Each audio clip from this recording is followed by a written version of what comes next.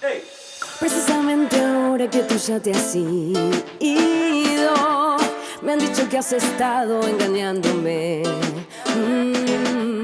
Porque de pronto tienes tantos enemigos.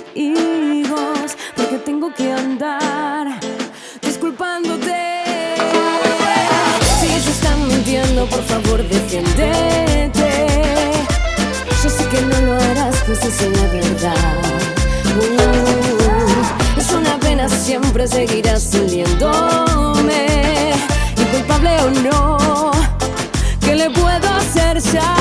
Miénteme como siempre, por favor miénteme.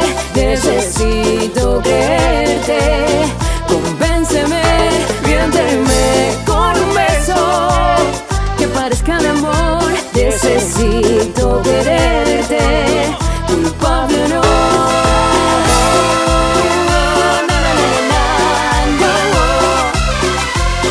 Esto es Moyo.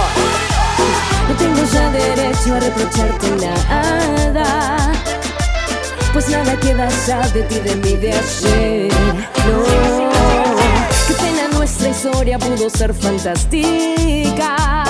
Y ahora dime, mi amor, ¿quién te va a defender?